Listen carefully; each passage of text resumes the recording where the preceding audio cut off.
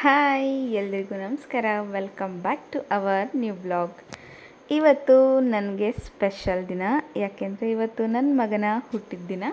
ಹಾಗಾಗಿ ಇವತ್ತು ಬೆಳಿಗ್ಗೆನೇ ಎದ್ದು ದೇವ್ರ ಮನೆನ ಫಸ್ಟ್ ಕ್ಲೀನ್ ಮಾಡಿಬಿಟ್ಟು ದೇವ್ರ ಮನೆನ ಅಲಂಕಾರ ಮಾಡ್ಕೊಳ್ತಾ ಇದ್ದೀನಿ. ಫಸ್ಟ್ ಪೂಜೆನ ಮುಗಿಸಿ ನೆಕ್ಸ್ಟು ತಿಂಡಿಗೆ ಹೋಗಿ ಆಮೇಲೆ ಮಿಕ್ಕಿದ ವರ್ಕ್ನ ಮಾಡೋಣ ಅಂತ ಹೇಳಿಬಿಟ್ಟು ಫಸ್ಟ್ ಇವಾಗ ನಾನು ಪೂಜೆಗೆ ರೆಡಿ ಮಾಡ್ಕೊಳ್ತಾ ಇದ್ದೀನಿ. ಇವತ್ತಿಗೂ ಕೂಡ ಆ ದಿನನ ನೆನೆಸ್ಕೊಂಡ್ರೆ ಮೈಯೆಲ್ಲ ರೋಮಾಂಚನ ಆಗುತ್ತೆ, ಏನೋ ಒಂಥರ ಖುಷಿಯಾಗುತ್ತೆ. ಯಪ್ಪ ಹೇಗಿತ್ತು ಅಲ್ವಾ ಆ ಫೀಲಿಂಗ್. ವಾವ್! ಅಂದರೆ ಇಮ್ಯಾಜಿನ್ ಕೂಡ ಮಾಡೋಕ್ಕಾಗಲ್ಲ ಆ ಎಕ್ಸ್ಪೀರಿಯೆನ್ಸ್ ಮಾಡಿದ್ರೆ ಮಾತ್ರ ಅನುಭವ ಆಗೋದು, ಅಷ್ಟು ಚೆನ್ನಾಗಿರುತ್ತೆ ಫೀಲಿಂಗ್. ಸೊ ನಾನು ನಿಜವಾಗ್ಲೂ ಈ ವಿಡಿಯೋ ಮಾಡುವಾಗ ನಾನು ಯಾವ ಮೂಡಲ್ಲಿ ಏನು ಯೋಚನೆ ಮಾಡ್ಕೊಂಡು ವಿಡಿಯೋ ಮಾಡಿದೆ ಅಂತ ಗೊತ್ತಿಲ್ಲ. ಅಡ್ಡ ಫೋನ್ ಇಟ್ಕೊಳ್ಳೋದು ಬಿಟ್ಬಿಟ್ಟು ಉದ್ದ ಫೋನ್ ಇಟ್ಕೊಂಡು ವಿಡಿಯೋನ ರೆಕಾರ್ಡ್ ಮಾಡ್ಕೊಂಡಿದ್ದೀನಿ. ಸೊ ಬೇಜಾರಾಗಬೇಡಿ, ಒಂದೊಂದು ಸಲ ಹಾಗಾಗುತ್ತೆ, ಏನೂ ಮಾಡೋಕ್ಕಾಗಲ್ಲ. ಸೊ ಇವತ್ತು ನನಗೆ ಸ್ಪೆಷಲ್ ದಿನ, ಹಾಗಾಗಿ ಸ್ಪೆಷಲ್ಲಾಗೆ ಸ್ವಲ್ಪ ಡಿಫ್ರೆಂಟಾಗಿ ಚೆನ್ನಾಗಿ ಅಲಂಕಾರ ಮಾಡಿಕೊಂಡು ನಾನು ತುಪ್ಪದ ಬತ್ತಿನ ಕೈಯಲ್ಲೇ ಬೆಳಗ್ತಾ ಇದ್ದೀನಿ. ನನಗೆ ಖುಷಿಯಾದಾಗ ನಾನು ಇದೇ ರೀತಿಯೇ ಪೂಜೆ ಮಾಡೋದು. ಪೂಜೆ ಎಲ್ಲ ಮುಗಿಸಿ ನೆಕ್ಸ್ಟು ತಿಂಡಿ ಮಾಡ್ಕೊಳ್ಳೋಣ ಅಂತ ಹೇಳ್ಬಿಟ್ಟು ಪಾಪಗೂ ಕೂಡ ಫ್ರೆಶ್ ಅಪ್ ಮಾಡಿ ರೆಡಿ ಮಾಡಿ ಅವನ ಕೈಲೂ ಪೂಜೆ ಮಾಡಿಸಿ, ಅವನ ಕೈಯಲ್ಲಿ ಪೂಜೆ ಮಾಡಿಸಿದ್ದು ಕ್ಲಿಪ್ಪಿಂಗ್ಸ್ನ ನಾನು ತಗೊಂಡಿಲ್ಲ, ಮಿಸ್ ಆಗಿಬಿಟ್ಟಿದ್ದೆ. ತಿಂಡಿಗೂ ಮುಂಚೆ ಪೂಜೆನ ಮುಗಿಸ್ಬಿಟ್ರೆ ಅರ್ಧ ಕೆಲಸ ಆಯಿತು ಅನ್ನೋ ಫೀಲಿಂಗ್ ಇರುತ್ತೆ. ಸೊ ಹಾಗಾಗಿ ಬೆಳಿಗ್ಗೆನೇ ಪೂಜೆ ಮಾಡಿಕೊಂಡ್ರೆ ಬೆಟರ್ ಆಗಿರುತ್ತೆ. ಕೆಲವೊಮ್ಮೆ ಸ್ವಲ್ಪ ಲೇಟು ಆಗುತ್ತೆ, ತಿಂಡಿ ತಿಂದ ಮೇಲೆ ಪೂಜೆ ಆಗುತ್ತೆ. ಬಟ್ 11 ಗಂಟೆ ಅಷ್ಟರೊಳಗಡೆ ಪೂಜೆ ಮಾಡಿಬಿಡ್ತೀನಿ. ಅದಾದಮೇಲಾದರೆ ನಾನು ಸ್ವಲ್ಪ ಸೋಂಬೇರಿ ಆಗಿಬಿಡ್ತೀನಿ, ನನಗೆ ಪೂಜೆ ಮಾಡೋಕ್ಕೆ ಮೂಡೇ ಇರಲ್ಲ, ಇನ್ನು ಸಂಜೆನೇ ದೀಪ ಹಚ್ಚಬೇಕಾಗುತ್ತೆ. ಹಾಗಾಗಿ ಪೂಜೆನೆಲ್ಲ ಮುಗಿಸ್ಬಿಟ್ಟು ಪೂರಿ ಮತ್ತು ಸಾಗು ಮಾಡ್ಕೊಳ್ಳೋಣ, ತರಕಾರಿ ಸಾಗು ಮಾಡೋಣ ಅಂತ ಹೇಳಿಬಿಟ್ಟು ನಾನಿಲ್ಲಿ ಫಸ್ಟು ಚಪಾತಿ ಹಿಟ್ಟನ್ನು ಕಲಿಸ್ಕೊಂಡು ಎತ್ತಿಟ್ಕೊಂಡಿದ್ದೀನಿ. ಒಂದು ಜಾರ್ಗೆ ಪುದೀನ, ಕೊತ್ತಂಬರಿ, 2 ಕರಿಬೇವಿನ ಸೊಪ್ಪು ಹಾಕಿದ್ರೆ ಟೇಸ್ಟ್ ಚೆನ್ನಾಗಿ ಬರುತ್ತೆ ಅಂತೇಳಿ ರುಬ್ಬಕ್ಕೆ ಒಂದು ಸ್ವಲ್ಪ ಆ್ಯಡ್ ಮಾಡ್ಕೊಳ್ತೀನಿ.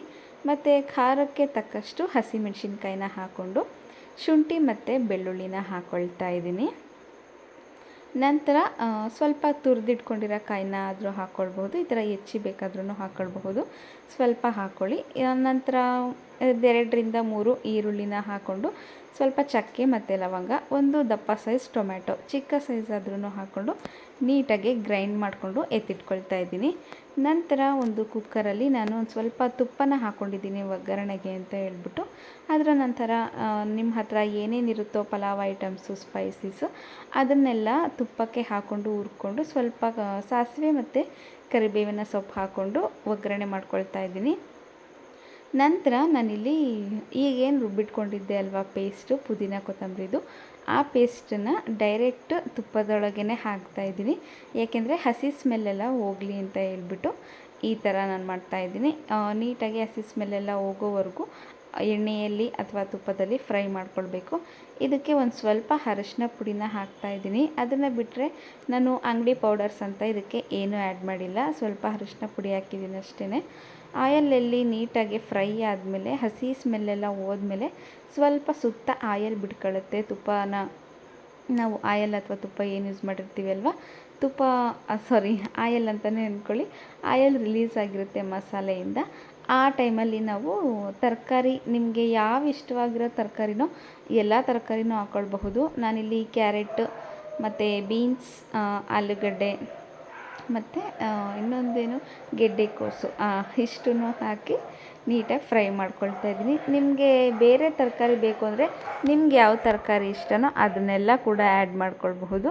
ಆಮೇಲೆ ಒಂದೇ ಒಂದು ಬದನೆಕಾಯಿನೂ ಕೂಡ ಹಾಕ್ಕೊಂಡಿದ್ದೀನಿ, ಯಾಕೆಂದರೆ ಟೇಸ್ಟ್ ತುಂಬ ಚೆನ್ನಾಗಿ ಬರುತ್ತೆ. ಹಾಗಾಗಿ ನೆಕ್ಸ್ಟ್ ನಾನಿಲ್ಲಿ ಏನು ಹಾಕ್ಕೊಂಡೆ ಅಂತ ಹೇಳಿದ್ರೆ, ರುಚಿಗೆ ತಕ್ಕಷ್ಟು ಉಪ್ಪನ್ನ ನಾವು ಈ ಟೈಮಲ್ಲೇ ಆ್ಯಡ್ ಮಾಡ್ಕೊಳ್ಬೇಕು.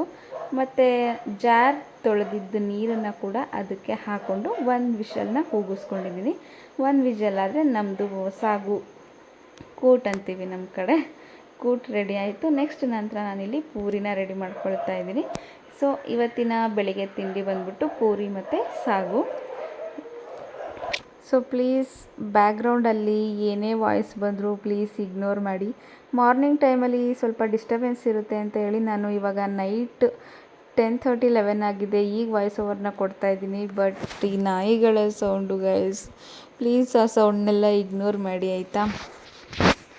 ಮತ್ತು ಈಗ ಮಾರ್ನಿಂಗ್ ತಿಂಡಿ ಪೂಜೆ ಎಲ್ಲ ಮುಗಿಸ್ಕೊಂಡು ಇವನನ್ನ ಕೂಡ ಕಾನ್ವೆಂಟ್ಗೆ ಕಳ್ಸೋಣ ಅಂತೇಳಿ ರೆಡಿ ಮಾಡಿದೆ. ನೀಟಾಗಿ ನಿಂತ್ಕೊಂಡು 2 ಫೋಟೋಸ್ ತೆಗಿತೀನಿ. ಎಲ್ಲಿ ನಿಂತ್ಕೊಂತೀಯ? ಇಲ್ಲ, ಇಲ್ಲೇ ನಿಂತ್ಕೊ. ನೀಟಾಗಿ ಸ್ಮೈಲ್ ಕೊಡು. ಹಿಂಗೆ ಸ್ಮೈಲ್ ಕೊಡೋದು. ಸರಿ, ನೀಟಾಗಿ ಡಿಸೆಟ್ಟಾಗಿ ನಿಂತ್ಕೊಬೇಕು. ಇವಾಗ ನಿಂತ್ಕೊ, ನೀಟಾಗಿ ನಿಂತ್ಕೊ. ನೋಡು, ಹಂಗೆಲ್ಲ ಮಾಡ್ತಾರೆ ಹಿಂಗೆ. ಇಲ್ಲಿ ನೋಡು, ಸ್ಮೈಲ್. ಒಂದು ಫೋಟೋ ನೀಟಾಗಿ ತೋರಿಸ್ಕೊಳ್ಳಲ್ಲ ನೀನು. ಸರಿ ಬಾ, ನಡಿ, ಬ್ಯಾಗ್ ಹಾಕೋ, ಬಾ ಹೋಗೋಣ, ಬಾ.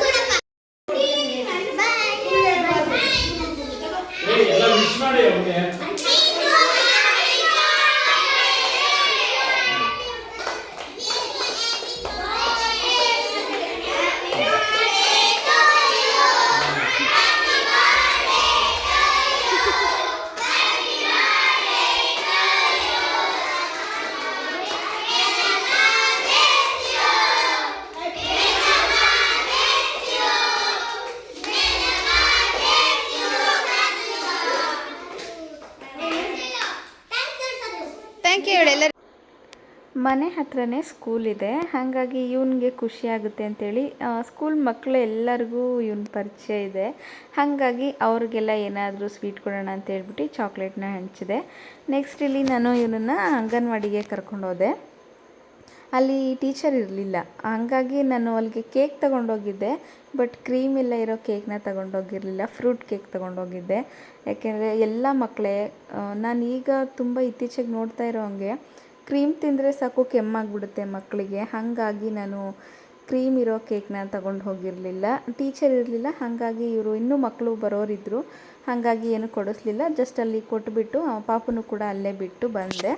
ನೆಕ್ಸ್ಟ್ ನನಗೆ ಒಬ್ಬರು ಕ್ಲಾಸಿಗೆ ಬರ್ತಿದ್ದಾರೆ ಅಲ್ವಾ, ಅವ್ರದ್ದು ಸೆಲ್ಫ್ ಮೇಕಪ್ ಇತ್ತು. ಹಾಗಾಗಿ ಇವಾಗ ಸೆಲ್ಫ್ ಮೇಕಪ್ನ ಕೂಡ ಮುಗಿಸ್ಕೊಂಡು ಈಗ ಈವ್ನಿಂಗ್ ನಾನು ವಿಡಿಯೋನ ಕಂಟಿನ್ಯೂ ಮಾಡ್ತಾ ಇದ್ದೀನಿ.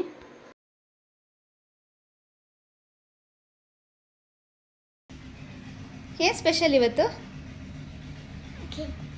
ಕೇಕು. ಯಾರ್ದು? ನಿಂದ ಹ್ಯಾಪಿ ಬರ್ಡೇನಾ? Happy birthday. Happy birthday. Thank you ಅಮ್ಮ. Happy birthday. ಥ್ಯಾಂಕ್ ಯು ಅಮ್ಮ. Love you. ಲವ್ ಯು ಅಮ್ಮ.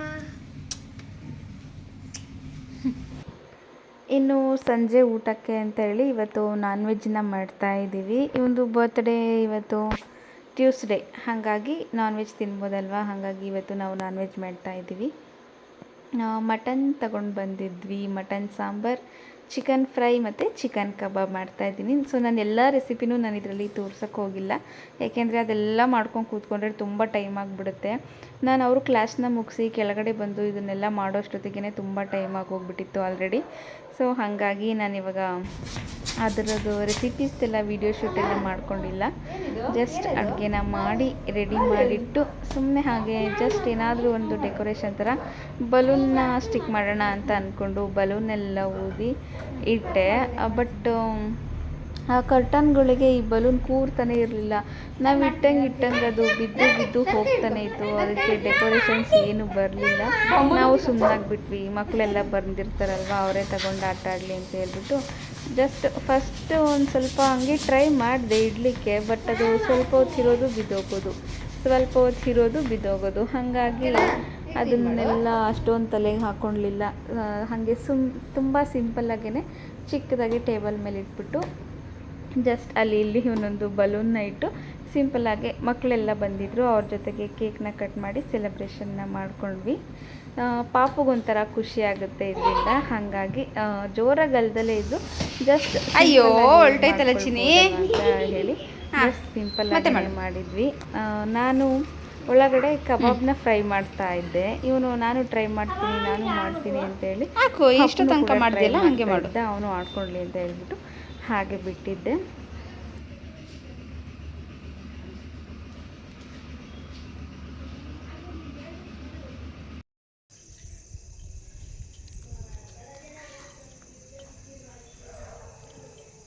ಚಾತು ಇಲ್ಲಿ ಹಾಯ್ ಹಾಯ್ ಮಾಡು, ಎದ್ದು ನಿಂತ್ಕೊ ನೀನು. ಹಾಯ್.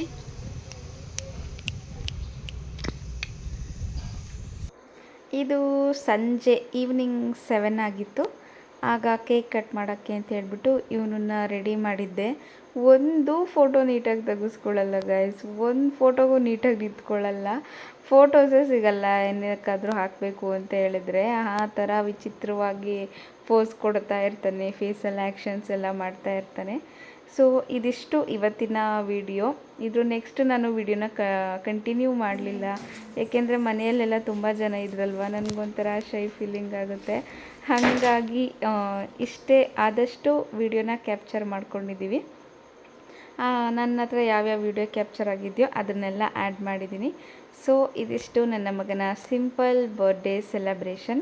ಈ ವಿಡಿಯೋ ಏನಾದರೂ ನಿಮಗೆ ಇಷ್ಟ ಆಗಿದರೆ ಪ್ಲೀಸ್ ಲೈಕ್ ಮಾಡಿ, ಶೇರ್ ಮಾಡಿ, ಕಮೆಂಟ್ ಮಾಡಿ, ಹಾಗೂ ನಿಮ್ಮ ಫ್ರೆಂಡ್ಸ್ ಆ್ಯಂಡ್ ಫ್ಯಾಮಿಲಿ ಜೊತೆಗೆ ಕೂಡ ಶೇರ್ ಮಾಡಿ. ನಿಮ್ಮೆಲ್ಲರ ಆಶೀರ್ವಾದ ನನ್ನ ಮಗನ ಮೇಲೆ ಇರಲಿ ಅಂತ ಹಾರೈಸಿರಿ. Thank you so much.